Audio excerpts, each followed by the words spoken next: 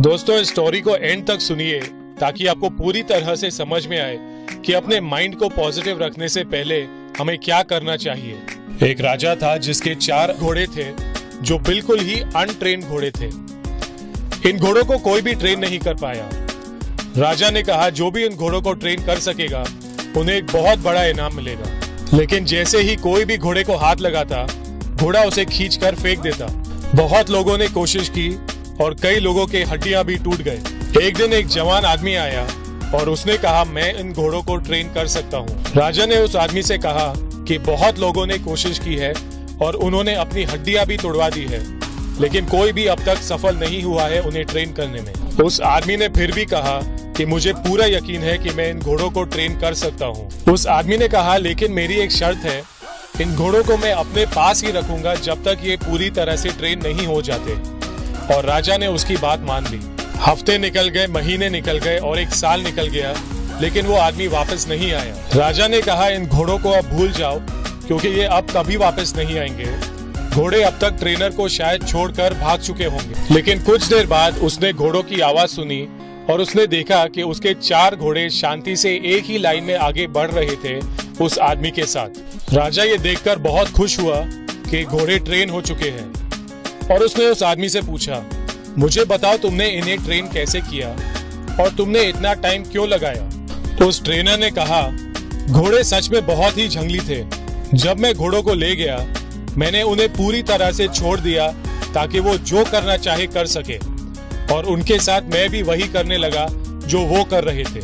जब वो भागते तो मैं भी उनके साथ भागता था, जब वो सोते थे तो मैं भी उनके साथ सोता था, जब वो खाना खाते थे तो मैं भी उसी वक्त अपना खाना खाता था। इसी तरह से घोड़े सोचने लगे कि मैं उनके साथ एक 5वां घोड़ा हूँ। कुछ समय बाद मैंने घोड़ों की पीठ पर सीट रखा, लेकिन उन्हें पसंद नहीं आया और उन्होंने सीट खींचकर निकाल दिया।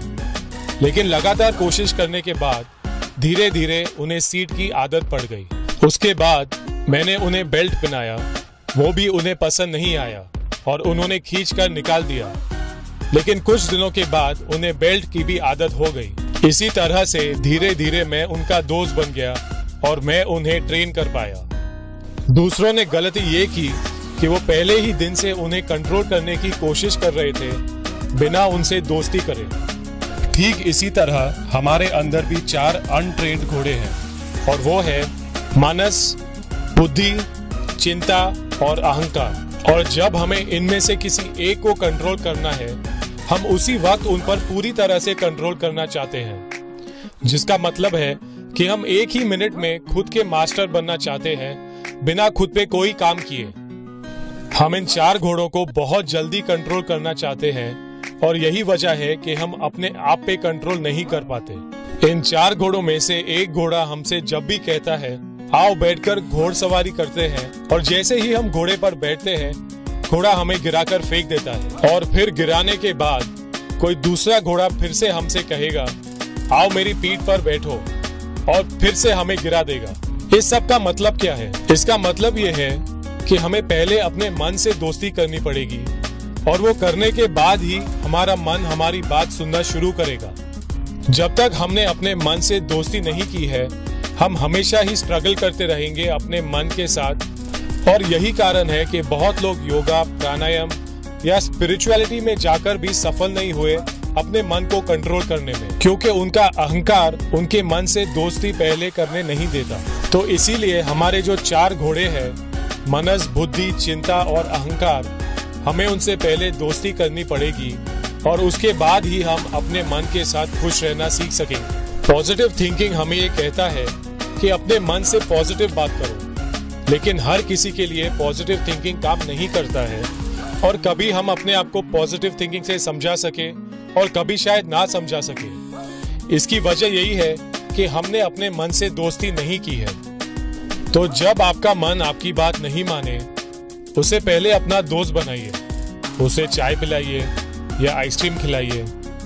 कहने का मतलब यही है कि अपने मन से एक दोस्त की तरह बात करिए और फिर आपका मन आपकी बात बेहतर समझने लगेगा। दोस्तों, मैं कोई गुरु नहीं हूँ जिसने ये स्टोरी खुद लिखी है।